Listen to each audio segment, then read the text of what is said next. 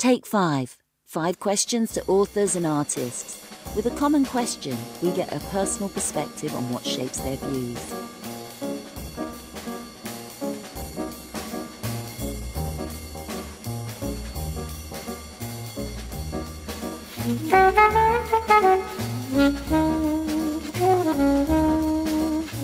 So Polly Courtney, thank you for joining us on Audiobook Radio. Thank you.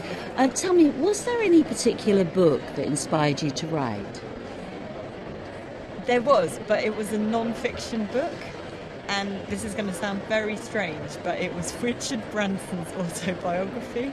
And I know that sounds really strange, but my whole writing career started in a very weird way, and I was in the city and wanted to get out, and one of the things I was vaguely thinking about doing was writing a book about it.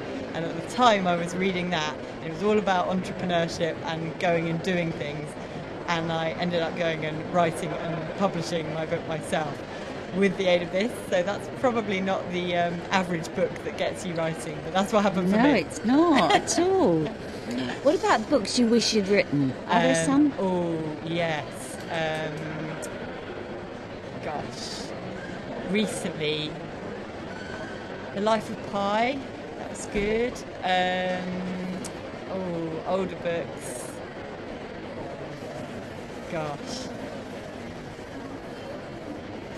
So many. I wish I'd written all of Nick Hornby's books. And yeah, I can't think of any others at the moment. But I know what it's like. You read a book and it's like, oh, I wish I'd written that, or I wish I could have coined that phrase. Are there any that kind of resonate personally, where you kind of feel like somebody's told your story and you just feel like, oh no, that's me, I should have done that? There's a book by Venetia Thompson, and it's actually also based in the city, which is the same as my first book. And when I read that, having written my book, I realised that there were so many similarities, but it wasn't that inspired me to write it. But it was in a way, it was nice. It wasn't so much sort of jealousy that someone's got there. It was more like, oh, good, there's more people than me that feel the same way. And what about the content of a book? Is there something you think doesn't belong between the covers of a book? In terms of things that shouldn't be written, or is that what you mean? Is there anything? I think anything that someone feels passionate about has a right to be in a book, whether it's non-fiction or fiction. In my case, I put things that I care about into a story, and that's how I get my whether it's frustrations or passions, I get them out there through fiction. And do you find you ever kind of need the sort of to self-censor or regulate yourself in some way when you're writing? Do you kind of go, oh God, I can't say that, or I shouldn't go that far? Or I definitely did with my first book, because it was very personal. I think with a lot of people's first books, it's semi-autobiographical, and this one definitely was. And I remember thinking, no, that's too much about me and my experiences, and I don't want to let out quite that much. Therefore, I will sort of twist it or morph it into something slightly different. But as I've gone on in my writing career, I've written about things that I care about that are not so personal to me, but they're a passion that I care about, but they're not things that have happened to me, and therefore I've become a bit bolder actually in in what I write about. So I've stepped out of my comfort zone with my latest book, which is written from the perspective of a 15-year-old girl who gets involved in the build-up to the riots. So it's completely not about me and my world and my life, but it's something that I really care about. So I've had to, really immerse myself in someone else's world, which is very different. Yeah, of course. But it's, in a way, it's nicer and easier because it's not me.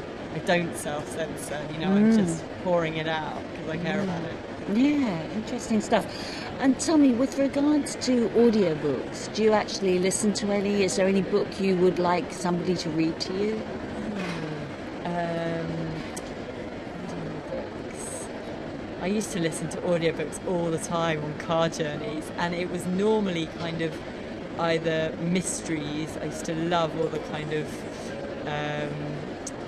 well, when I was very little, I grew up on Nancy Drew. Don't know if you remember that, but there was a lot of Nancy Drew going on in our house and in our car. And then there was things like P.D. James, which is actually, not the genre that I write in at all, but I love something with a bit of a twist. And so that's what, So would you drive around the block until you got the bit that you wanted? We did actually sometimes hang around as a family in the car when we got to our destination, just to get to the end of the chapter or finish the book. Yeah, I hear that. And tell me, in the days before print, do you think you would have been a storyteller? In some way, yeah. I actually, when I first went into writing, some of my friends thought, that's a very strange step change from banking to writing.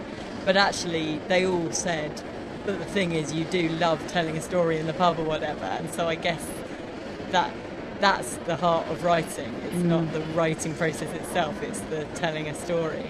Yeah, I love totally. Whatever. Do you think you'd be round the campfire? Yeah, I like to think so, yeah. Me too. Yeah. Lovely. Polly Courtney, thank you very much. Thank you.